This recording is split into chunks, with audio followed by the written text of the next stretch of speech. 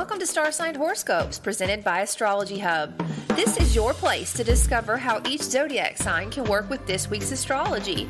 I am your host, Jamie McGee, an astrologer, author, and a member of the production team here at Astrology Hub, and I am really excited to dive into this week's astrology with you.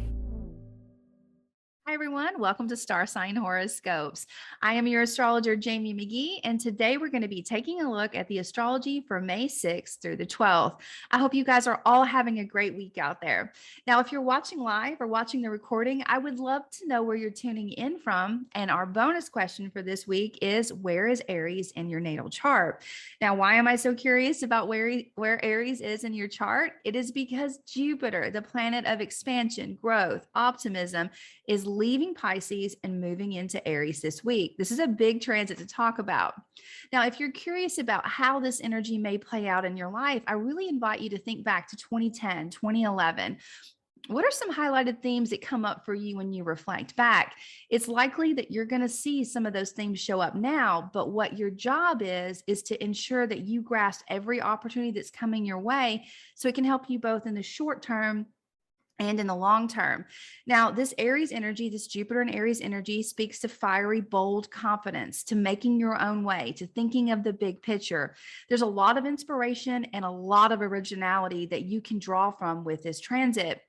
Now, honestly, with Jupiter and Aries in a very real way, you're about to strike a match and expand out into brand new territory. Even though there's some familiar themes, it's still new territory. I look forward to speaking to all of the signs about how they can make the most of this energy. Now, this week, we also have Venus, who moved into Aries last week just after the eclipse, offering some suggestions via sextile to Mercury as the weekend kicks off. Now, this is an easy flow of ideas that can definitely inspire or add to some of the revisions that Mercury will work on as he moves into his retrograde on May 10th.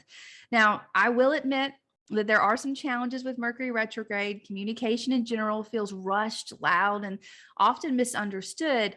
But the invitation of a Mercury retrograde is to slow down, to take your time, to look for the hidden lessons or the new perspective that holds a brilliant insight that you can use on your path going forward.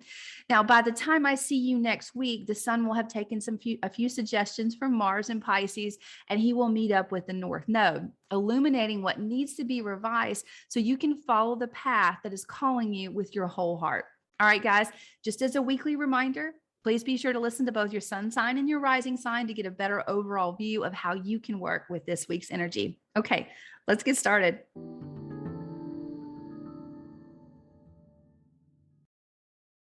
Okay, Virgo, let's take a look at your week. Now, Virgo, last week there was a lot of excitement. There was a lot of energy that really had you focused on a new horizon. This is what I want to learn. This is what I want to teach. This is the direction I'm going in. But within all of that, you may have also felt that call to come more inward, to reflect, to really think about the legacy that you're a part of, your roots, and that inner strength that you have.